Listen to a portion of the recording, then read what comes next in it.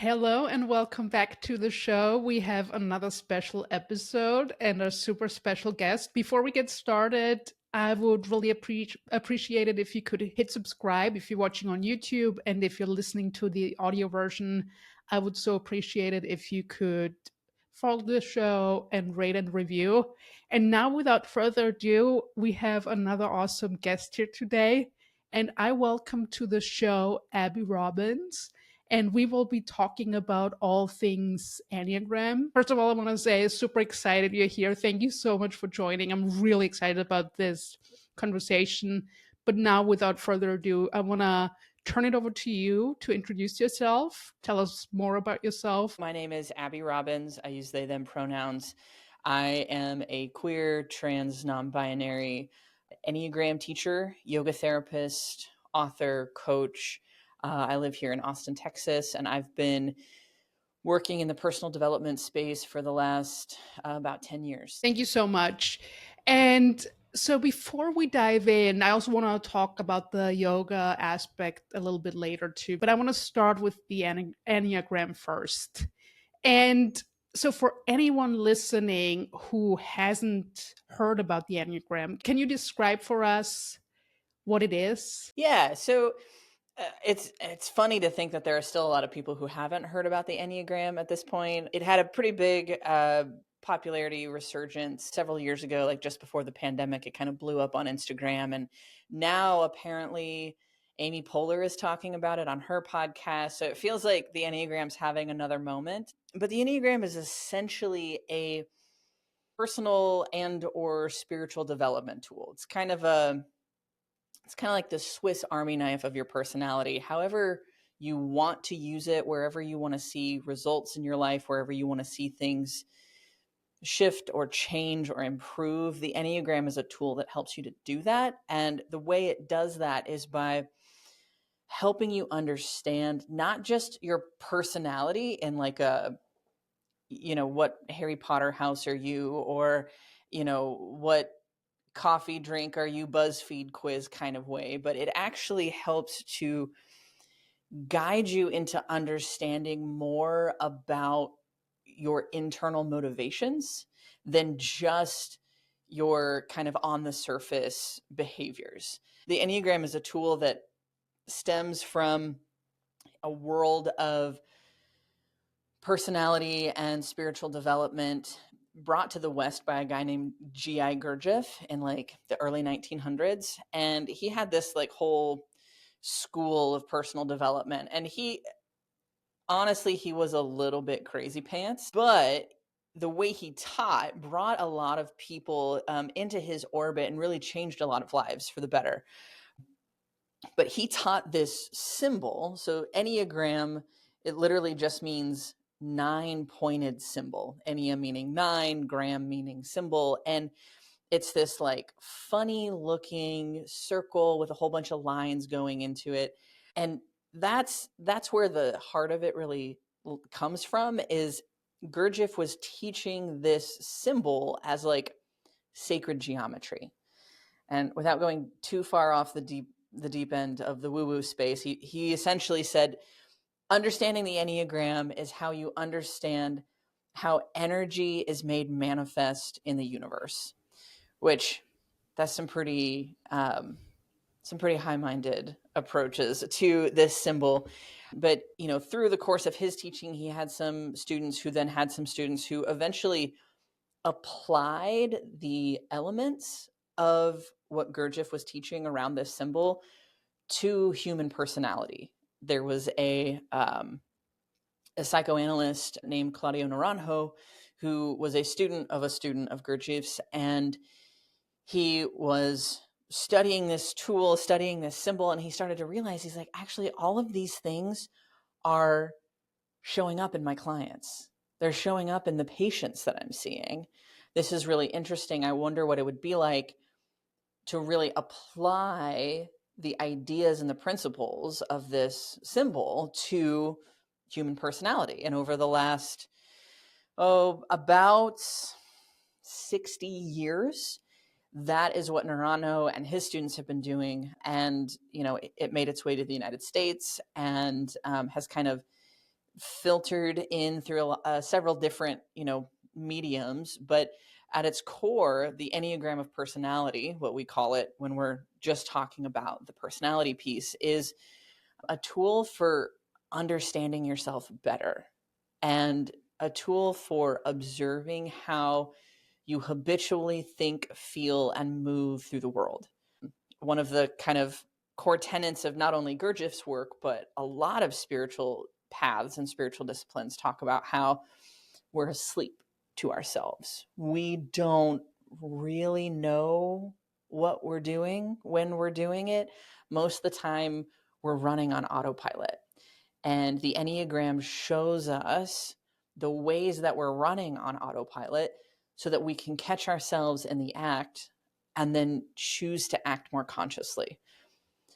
That's my quick rundown of what the Enneagram is. That is super fascinating. And the historical background, that is super fascinating too. And so before I ask you a couple questions about the Enneagram, I want to first ask you, how did you come across the Enneagram? How did you get interested in this work? And also combining that with yoga? Yeah. Well, for me, it's really interesting. Like yoga and the Enneagram were never really separate for me. I discovered yoga at a particularly challenging point in my life. Everything had kind of fallen apart. I had moved across the country to move in with my grandmother. And then I realized I was queer in this small town in Arkansas. And everything about life was really hard at this time. And a friend suggested that I check out a yoga class. And I was like, that sounds dumb. I don't want to do that. I ended up doing it anyway. And I fell into this really wonderful community of people. And doing these practices, the breathing, the movement, the meditation, it started to open me up. And it was probably only 3 or 4 weeks into doing yoga and really being excited about being a part of this community. A friend of mine who was also part of the yoga community, it was a really funny situation. We were hanging out in a kitchen. We were making dinner together after a yoga class. And one of our friends was talking about something she wanted to do in her life. And she was feeling a little bit, trepidatious. She was like, I don't know, maybe I should do it. Maybe I shouldn't. I'm a little, weighing the pros and cons, that sort of thing. And I was just like, just go for it. Don't wait. Don't just go, just do it. Do it already. And a friend of mine was like, oh, you're such an 8. And I was like, what the fuck does that mean? What do you mean I'm an 8? And so then he started to explain. He's like, oh, it's this thing called the Enneagram. And, you want to do this, this, and this. And I was like, oh.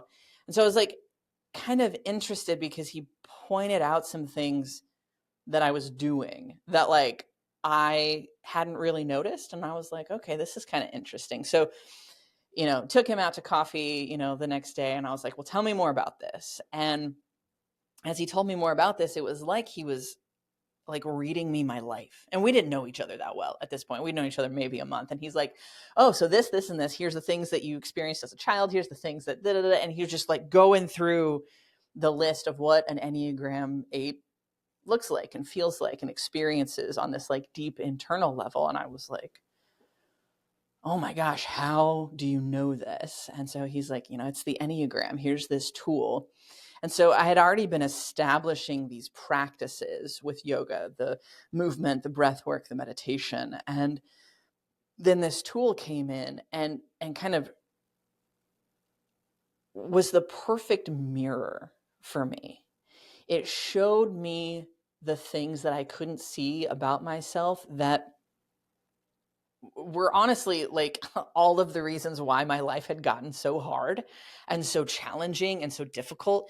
And so I started paying really close attention to this tool. And, eventually I moved to Austin. In a larger community, I found some communities where people were talking about the Enneagram. And so I really dove in.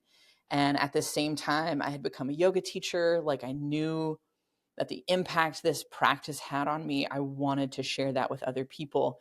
And so I was working as a yoga teacher here in Austin, and I was taking these classes. And then eventually I decided to become a yoga therapist, which is like, it's essentially like the PhD of yoga. Like you can't get any higher certifications, right? Anybody can teach a yoga class with like 200 hours worth of training.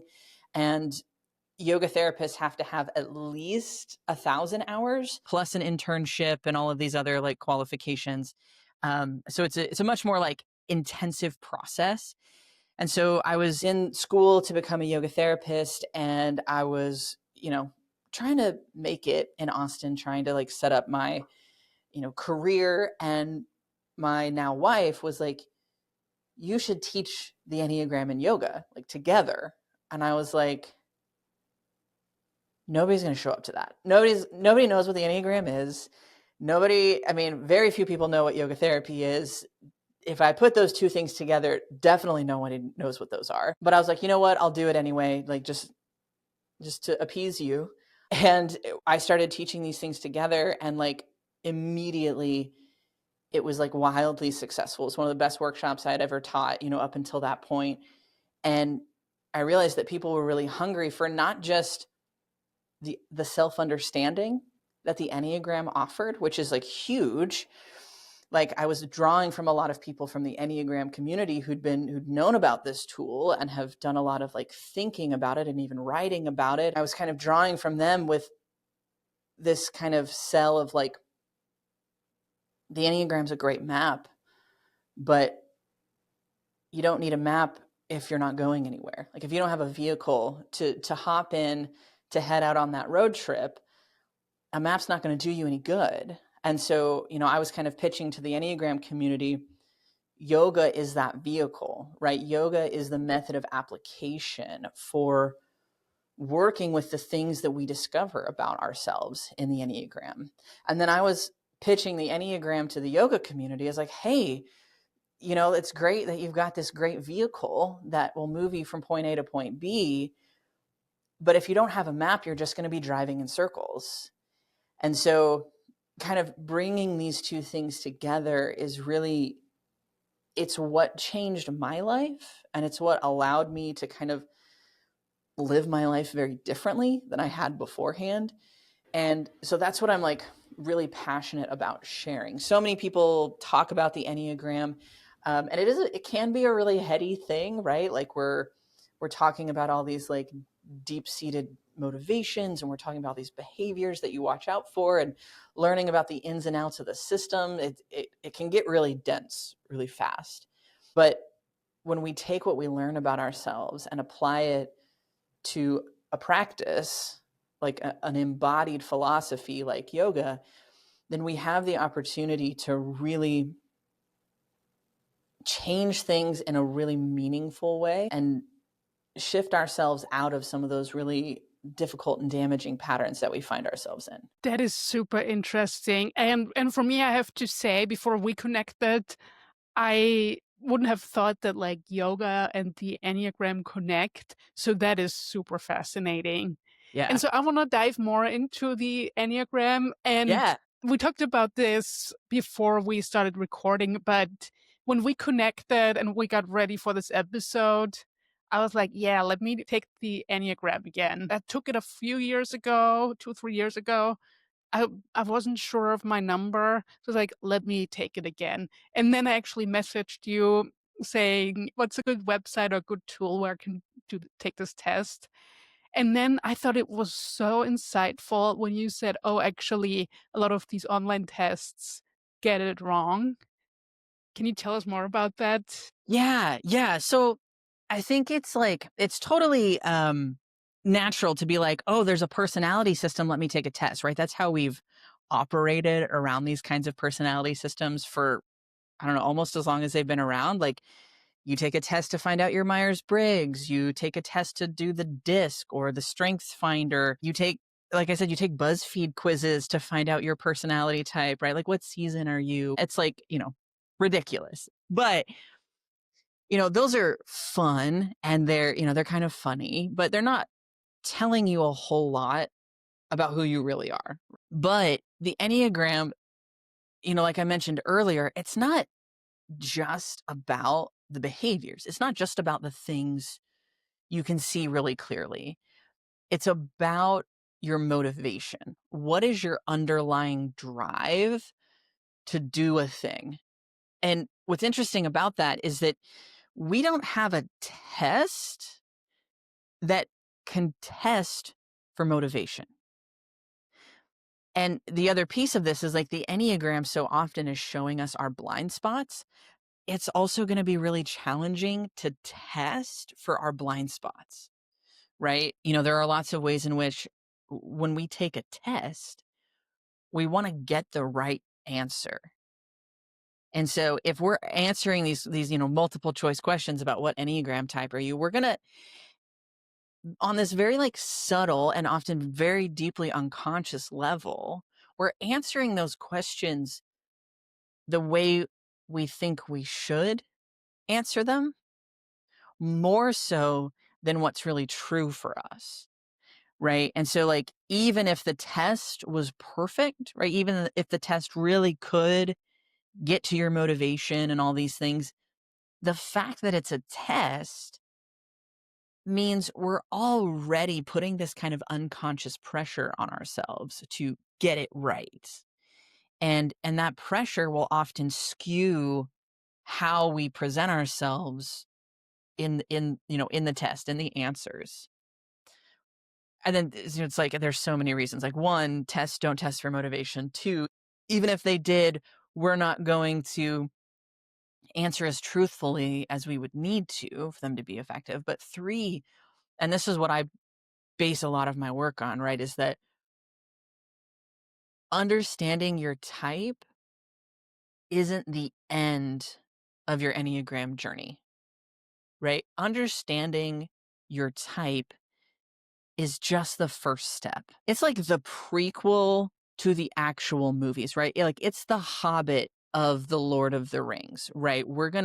We need to actually go on this tiny adventure beforehand so that we can get clarity enough to go on this much larger adventure, right? Like the 18 hours of movies we have and the books, etc. The test sets it up as if, oh, here, you've been handed this, the end. Right? I think the way that we gain certain pieces of information has a really large impact on what we want to do with that information or what we can do with that information. Right? So if you punch in some answers on, on a web page and then it spits out a number for you, it's very transactional and it feels kind of like, oh, okay, well, here's another trinket that I can put on my shelf, right? Here's another just little thing that I have. But understanding your type is so much deeper than that.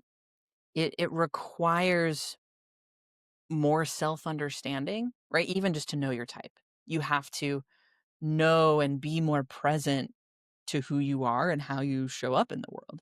And so for a lot of people, they take a test and they're like, oh, well, one time I got this number and then the next time I got this number. And like, I don't really feel like it's either one of them. I hear this all the time. People come to me all the time saying, hey, something's not right about this. And it's because the process of understanding your type requires you to be more reflective. But what I usually do for people is I send them just kind of the basic Enneagram rundown, right? So it's kind of like one page per type. Read through those and see which ones you're like, absolutely not. Like, that's definitely not me. That's definitely not me. That's definitely right. Mark out the ones that are definitely not, right? We're using the power of deduction here. And then, kind of put a circle around the ones you're like, yeah, maybe. That sounds pretty close. That sounds pretty close. And then take some time to reflect. How are these things showing up for you? What's the motivation that you're experiencing when these things show up for you? And then after that, I tell people if it's still feeling tight, if you're still unsure, one of the best ways to understand your type is to listen to other people who share that type. I come from a school of Enneagram work and Enneagram training called the Narrative Enneagram. And their whole shtick is we share the Enneagram through the stories of our lives. right? There is a lot of power in kind of the collective wisdom we have around the Enneagram, right? Like over the last 60, 70 years, some things have been kind of compiled, and we have this pretty good understanding of what each type looks like. But because it's such a dynamic tool, and because it's literally, dividing 8 billion people into 9 different categories, right? It's going to have to hold a lot of nuance. And so the best way to get clarity on this thing, that like thread that runs through each type, is to listen to how other people of that type talk about their experience. The narrative really has kind of championed the panel system, which is like getting 3 or 4 eights up on stage and asking them, what is it like to be you? Getting 3 or 4 threes or 3 or 4 sixes. What is it like to be you? And as you hear each person, you notice, oh, they're all so different, right? Everybody has different experiences. They might be different genders or sexual orientations or races or different abilities or from different countries and different cultures. But when you start to hear them all talk back to back, you see that thread of what really makes the type the type. And so I always suggest to people to like watch some panels, and like if you're stuck between 2 or 3 different types, watch some panels and see which of these groups of people is like really speaking your language. And then past that, there's, in the narrative tradition, we are trained to do what's called typing interviews, which is essentially sometimes anywhere from an hour to a 2-hour long conversation where I ask you a bunch of questions and I keep track of your answers, the things that you've said, but also the ways that you've said them, right? Like, was there a lot of energy behind that? Or did that feel kind of flat? Ask follow-up questions and all these sorts of things, and then offer you a couple types to reflect on. And then we get to do some back and forth, right? Like, okay, you think, if you're stuck between a 6 and a 2, like, okay, well, what about 6 works? What about 6 doesn't? What about 2 works? What about 2 doesn't? And then it's my job to kind of reflect to you the things that came up in the interview, and help you connect the dots so that you can see yourself more clearly in the system. And so all of this is kind of coming together to highlight, you know, how much more of a process it is just to understand your type, because it's not just something you need to know about yourself, right? Like, it's not another intellectual trinket to put on a shelf. It's not a checkbox, right? It's literally the start of a life-changing journey if you want it to be. And so I feel really passionate about helping more and more people understand how powerful this tool is, and how to engage with it in a way that you start to see your life actually transform. That is awesome. And I actually have a question about, so you mentioned that it's not just about knowing our personality type, but then also going on these journeys of self exploration.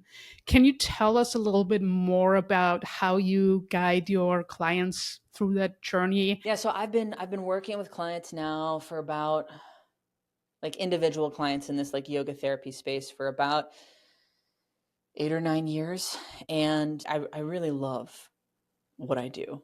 It is such a joy. And a lot of times, because I'm a certified Enneagram teacher and coach, people are reaching out to me about the Enneagram. They don't really know that I'm a yoga therapist, and they often are like, "What do you mean? What is like what is yoga therapy?" And so I have to do a little bit of education, but like I mentioned earlier, it's the method of application. It's how we move from point A to point B. And so when I'm working with clients, you know, yes, I help them understand their type, if they don't know it when they first come to me. Most people that are reaching out to me already know their types, but there are a few who are like, "I'm really excited about this work. I haven't even started yet." And I'm like, "Great. Like, we're going to start off real good then. Like, no bad habits, no bad information."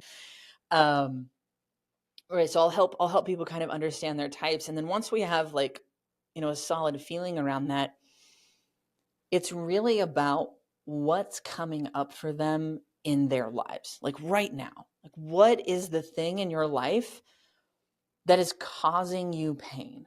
What is the thing in your life that is stressing you out? What is the thing in your life that's making life hard to show up to? And then, I mean, more times than not, it is very Enneagram related. And how I work with my clients is I let them share whatever they need to share, right? We talk about all sorts of things. Sometimes it's sex and relationships. Sometimes it's understanding their gender identity. Sometimes it's learning how to work with a terrible boss. Sometimes it's like, oh my God, my kids are making me pull my hair out. Sometimes it's literally name the thing, name the aspect of life, and we can work on it. But we see how these habitual ways of thinking, feeling, and moving through the world, they start to cause problems. They create challenges, they create pain points in our life because they're not exactly what the situation is calling for, right? We all have these unconscious patterns, these ways that we're on autopilot. And as they say, a broken clock is right twice a day, right? Sometimes those unconscious patterns are fine, right? But not actually as often as we'd like. So we're looking at, okay, here is where this pattern is, it's getting you hung up. So we explore those areas, and then the process is like we have to bring more awareness. These are unconscious patterns, so we have to make them conscious. And we do that through self-observation, right? We start paying a lot of attention to how we're thinking, feeling, moving, and we're looking out for those kind of Enneagram red flags, so to speak. Like, oh, I'm doing that thing again. Let me pause and check in with myself. Oh yeah, I'm feeling that way. And I know, because I've been working with the Enneagram, that when I feel this way, if I act that way, I end up someplace I don't want to be. And so by taking that pause, then we have the opportunity to try something new. Right? We don't have to stay stuck in the same unconscious patterns. If we bring more consciousness and awareness to what we're doing, then we can do something different. We can do something more effective, more helpful, more supportive, more connective. But we can't do those things unless we bring that awareness. And that's what these tools of yoga are so helpful for, right? Conscious movement, breath work, meditation, all of these things, I like to say they give us a bigger plate, right? Sometimes we have too many things on our plate and we just need a bigger plate, right? Like that's what these practices are going to offer us. And then the Enneagram can come in and say, well, actually, we can take these things off the plate and we can actually make some more space apart from these things, right? Like we can organize the plate a little bit better. These contemplative practices via yoga offer us the space to have more capacity to observe ourselves and to be less reactive to the experiences that life is bringing us in the moment. And so by reducing our reactivity and increasing our capacity for self-awareness, suddenly we have more room to make a conscious decision instead of relying on our unconscious patterns. And so that's really the crux of my work with clients. And I've worked with Google VPs, and I've worked with stay-at-home moms, and I've worked with everybody in between and around and above and below in all sorts of different ways. But the reality is, at the end of the day, we're all just people, and we're all just trying to get by, right? And it's like, it's not even that our unconscious patterns are all that bad, right? They're just not always the most effective. In a lot of ways, they're supportive. They got us to where we are now. And so we have to honor that and then say, okay, I think I got it from here. I think I can try doing this a different way. and see if that makes my life better, if it makes it more enjoyable, if it makes my relationships better, if it, changes how I show up in my job, if it, all of these different things. By bringing this consciousness to how we're operating, we have the opportunity to choose what our life looks like instead of just running on autopilot. I love how practical that is and how the Enneagram really can help us navigate our everyday challenges. And I think that was the part that I was missing a bit from, like, knowing my personality type to then how can it help me, like you said, discover my patterns and see where I'm running on autopilot. And what I really love about that too, because I've, for the last several years, you mentioned earlier about like your life falling apart. And Yeah. I had, and I'm still in the process. I, I've been having that experience myself and looking a lot at, okay, what are patterns where I'm on an autopilot? What are Mm-hmm. some patterns that really come from societal programming, from family programming, and are not really my true nature. So Yeah. I love how the Enneagram can really help us in that discovery and breaking through those patterns. So that is super fascinating. When I read through the materials you sent me, which was super helpful, greatly appreciated, I could really relate to the personality type number 4. Mm-hmm. But then I also looked at 6. Some of that really Yeah. resonates too, and especially patterns that I've held in the past. And so I Yeah. have 2 questions about that. So the first question is, do we have one specific number or can it be a combination of a few? And then the second question is, can our personality type change throughout Yeah. our life? The traditional wisdom around the Enneagram is that we are one core type. So there's just one that really hits the nail on the head. And that type doesn't change. This always like surprises people. They're like, huh, what, really? And what happens is, you talk to people who, have worked with the Enneagram for a long time, and they're like, oh, like my life has changed so much and blah, blah, blah. They're like, oh, okay. So you must have gone from like a 4 to a 1 or from an 8 to a 2 or whatever. And the reality is the core motivation doesn't change, right? How we show up and how we behave and how we think and feel and move through the world, those are the things that start to change. Right? At the core, I still have this same motivation. I'm an 8. I am motivated to feel strong and powerful and to have an impact in the world. And I look very different than I did in my early 20s, right? I have grown a lot. I have shifted and changed how I show up and how I want to have an impact, right? Like the motivation is still there. And honestly, to an embarrassing extent, a lot of the same patterns and problems are still there. But I've created enough room in my life that when something unconscious starts running off, I have more space and capacity to address it before it starts to cause the problems that it has caused in the past. With this, I think people are always like, oh, well, I used to think I was this, but now I'm this. And mistyping happens. That's, part of, that's part of a lot of people's process. And it's not the worst thing. If you thought you were one thing and then you started doing the work and then you realized, oh, no, actually, I think this resonates more. Okay, cool.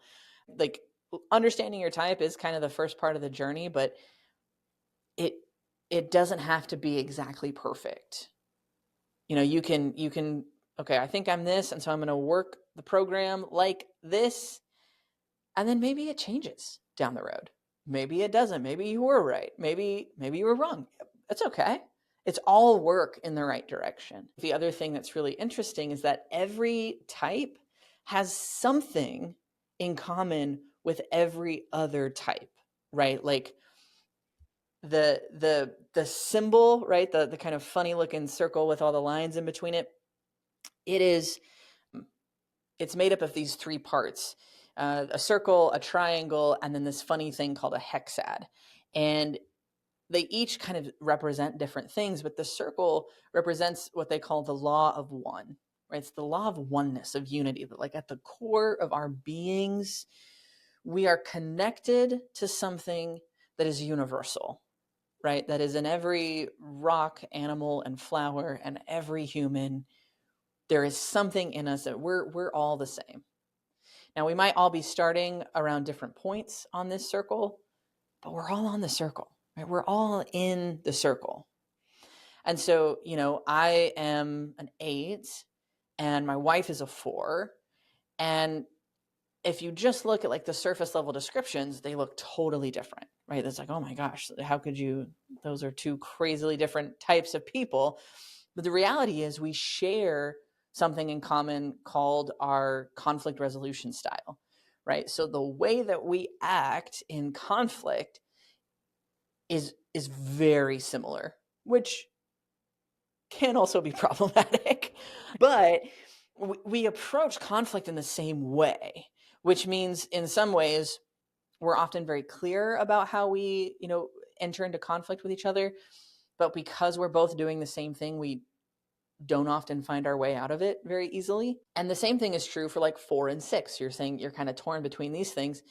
There is, the conflict resolution style of what they call emotional realness or emotional truth tellers are 4, 6, and 8. And these are the types who in conflict, they are focused on the emotional experience, right? What's happening between the two parties. And sometimes that can seem a little we're sometimes like the negative Nancy's. We're like, no, you need to like pay attention to how you hurt me, or like this like miscommunication and like the emotional impact of that. And of course, each one of those types approaches those differently, right? Like a 6 might be a little bit more focused on the fear or the anxiety. A 4 might be focused more on the sadness. Me as an 8, I'm mad. I'm mad as hell, and you're gonna hear about it, right? But you can go around the circle, and it doesn't matter which two types you pick. They have something in common. There's something that they share, and so I think that's that definitely like highlights our connectedness and how we have more in common than we have different, more times than not, just as people. But it's a way that you can look at these things and say, okay, like these are the things that feel resonant. So it's likely for you that you find yourself in the emotional realness category more times than not. And that's a really good place to start. And even if you don't know if you're a 6 or a 4, you could still work on this piece that's common to both of them. And that's going to be impactful and enlightening. That is interesting, and it's interesting. So, and this relates back to something that you shared a little bit earlier. So before I prepared for this interview and dove more into the Enneagram, I thought for sure, okay, this has to, as we like work through our traumas, have life experiences, I'm sure it has to change over the course of our lifetimes.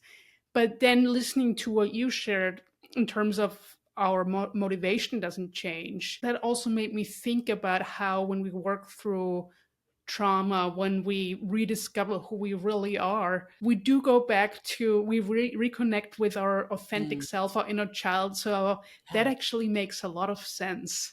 So Yeah. thank you for sharing that. Yeah, and I want to say something about this like piece of trauma, because it's such a hot topic like in the world that I work in, and especially with the Enneagram.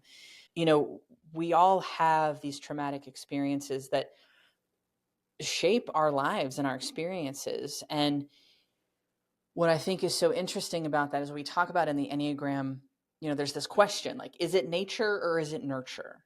Right? Like this is always the conversation around personality pieces. And the collective wisdom of the Enneagram is like, actually, it's both. Like, there's not a dichotomy here. When it was first being taught, it was very heavily influenced by Freudian psychology and psychoanalysis, right? Like all of that stuff. And all of the teachers were like, yeah, it's all nurture, right? Like your parents did this and you had these experiences, so then you became this type. And what I think is so funny about this is one of my teachers, Peter O'Hanrahan, told us in our, in my training, my certification training, he was like, yeah, we all really used to think that. And then we all started having kids. And they were like, oh, that's not how it goes. There's something, he's kind of using the phrase, there's something on the hard drive when you show up. And yes, your experiences and traumas, especially early in life, can shape that. But what's happening is that there's some sort of temperament is often the language they use. There's some sort of temperament that you have when you show up, and you're only seeing certain parts of a situation, right? Two people could have trauma that was very similar, but what they each found traumatic about that situation could be wildly different. The way that we show up to an experience, like we could, I'm sure you've had this situation where it's like a couple people, a few people are all in a room and have an experience at the same time of the same thing, but then have wildly different interpretations about it. Right? So the Enneagram is showing us this is what you're habitually looking for. And if these are the things that you're looking for, here's all this other stuff you've missed. Right? So all that other stuff might be in the room and you just didn't notice. Right? And even the way that you're relating to the traumatic experiences that you've had, it's often dictated by this kind of narrow point of view we have when we show up as kids. Right? We have this temperament and this kind of like, okay, well, I'm really interested in these things. And so those are the things you're going to see and experience, and you're going to feel a particular kind of pain when those things aren't available. Right? But you might not feel that same kind of pain if something else weren't available, or if something else negative were present, right? Because you're less tuned into those things. So when we talk about trauma, I think when we look a little bit more deeply at like, okay, what about this situation am I having the hardest time letting go of? What part of the situation am I really struggling to work through? What other parts of this situation are present? Right? Like it allows us to see things in like a much more three-dimensional kind of way. That is super fascinating because I never thought about, like, for example, when we talk about collective trauma, like what you mentioned, that two people can experience the same trauma but experience it differently or have the focus be on a different aspect. That is something that I never really considered, and that is super fascinating. So yeah, that is interesting. And I actually, so before I want to ask you a few questions to wrap up our conversation, I have a few questions that I ask all of my guests. This is super fascinating. I could talk about it for hours, but I want to be Right? respectful of your time. Yeah. And so before we move on to those wrap up questions, I want to ask you, so for anyone listening who's interested in the Enneagram, wants to find out more, who maybe thinks like me, oh, I'm just going to do an online test, what would you recommend they do instead to kind of like get their feet wet and find out more? Yeah. I mean, I have built out my entire website to be a resource to people in this situation. You can go to consciousenneagram.com and click the Enneagram. It's going to have those descriptions of types. I've set it up to be, friendly to as many kinds of people as I can. There's things you can read. If you don't want to read, there are videos you can watch. If you don't want to watch videos, there are podcasts linked to so that you can consume the information however is best for you. And like I said in that walkthrough, like go listen to the types and go check out, kind of what each one of these things is about, and start to narrow it down. right? The power of deduction. Well, it's definitely not this. It's definitely not that. I know I'm not that. And then what I always recommend to people is as you're doing this exploration, one of the things that tends to happen for most people, not everyone, but a lot, probably more often than not, is when you find your type, there's kind of this feeling of like, I don't know if I like this, right? There's kind of this feeling of like being seen in this really powerful way. And what I often say, if you're caught between types, is look at the negative aspects of the type. Like look at the things that are kind of like, oh, this is where this type really screws up, right? Look at those things because we can all identify with the positive aspects of like any type, right? Like we're going to be like, yeah, like I'm kind of like that sometimes. But rarely do we want to claim the negative aspects of the type. And so if it's one of those things where it's like, ah, oh, shit, I do that. Like that's kind of the feeling when you first discover your type, is that there's kind of like an, oh man, like because it's showing you the things that have caused your life to go awry in different areas that you haven't been paying attention to.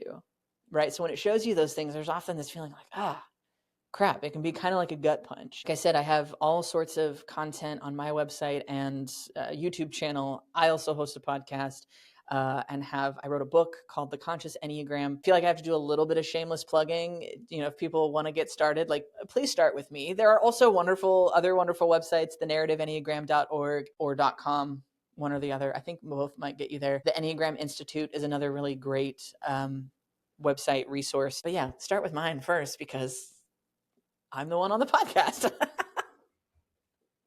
Yeah, and I mean, I will say, so in preparation for this episode, I looked through your resources and I highly, highly recommend the website, the podcast, because there's so much helpful information and it really challenged what I thought I knew about the Enneagram in a Yeah. really positive way. And I thought it was like super insightful, but also it explains it really well to someone who doesn't have a deep background. So I'll also put it in the show notes.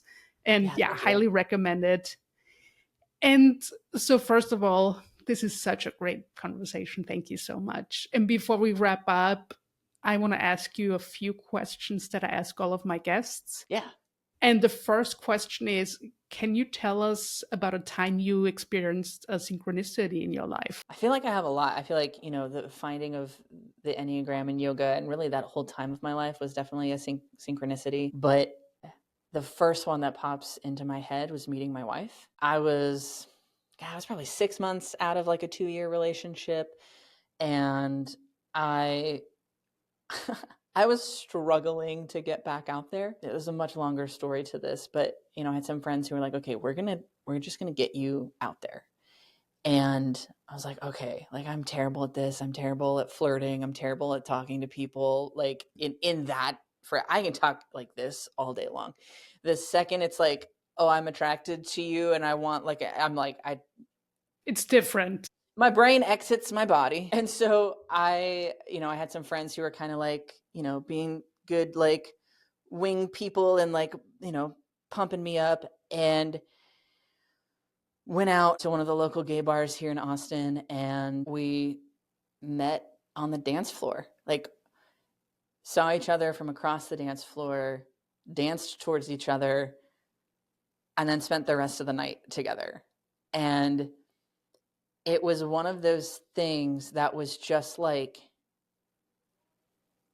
so not what I expected in any way. And yeah, almost 10 years later, we're still together. We've been married for 4.5 years. When I think about synchronicity, that is one of the first things that I think of. I love that thing. And that's a beautiful story, especially right now where things are so upsetting in the world and in the country. I love hearing these beautiful stories. So thank you for sharing that. Yeah. And then another question I have is, can you tell us about a song that has made a difference in your life? So many. I say like in a past life, I was a musician. Like when I was younger, that was like my first career. Singer, songwriter, did the thing. I, put out some records and I toured and did all that stuff. And so music has always been something that has been incredibly impactful for me. If I think about, I'm going to cheat a little bit. I'm not going to say a song. I'm going to say an album. And I just came back to it recently, and so it's really on my mind. But at about the same time I discovered Enneagram and yoga, I got a copy of Anais Mitchell's Hadestown, which is this beautiful, just like unearthly concept album that she did around the Greek myth of Orpheus and Eurydice. And it eventually became the Tony Award winning musical. But when I got a copy of the album, it was just a record that she had put out. And I remember listening to that, and the songwriting is so beautiful and it's so powerful. And it's a story that's, it's a Greek myth. It's been around forever. But the way that she tells it was so impactful for me as I was like working through, figuring out who I was at this time. I'd come out as queer and I was trying to find my place in the world and all these things. And as I'm listening to it now, I really have such a clear understanding of like how potent this record is for the times that we're living in. It's like profoundly anti-capitalist in this way that is just so beautiful and so powerful. I highly recommend it, but it's one of those things that like I keep coming back to because it changed my life the first time I got a hold of it, and it seems to continue to do that for me every time I listen. It's churning something. So Anais Mitchell's Hadestown, not the Broadway cast recording of Hadestown, but the actual Anais Mitchell one because it's better. I always like a good music recommendation, so I will definitely check it out and I'll make sure not to listen to the Broadway version. I mean, you can eventually, but like you got to listen to the original first. It makes the Broadway one that much more impactful, and like it doesn't really go the other way around. Like her version is like it's perfect. The Broadway is good, but it's very Broadway. I like the style of her versions better. Thank you so much. Yeah, I'll definitely check it out. And one more question. What would you tell your 13-year-old self?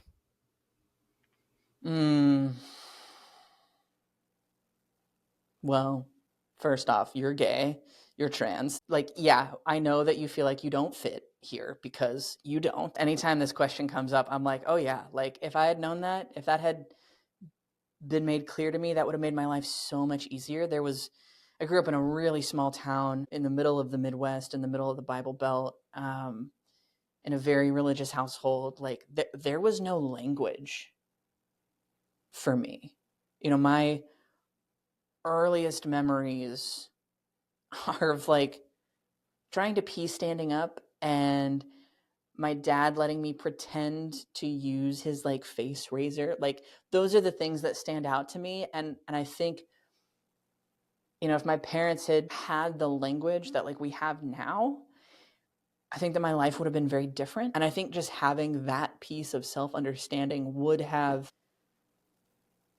calmed a lot of things for me. And it would have made a lot of things when I was younger make a lot more sense and be a lot easier for me to move through. But because that was never part of the conversation, I had no vocabulary for it. I just always had this sense that something was wrong, something was off, something didn't fit, and I was the common denominator. I was the thing that didn't fit.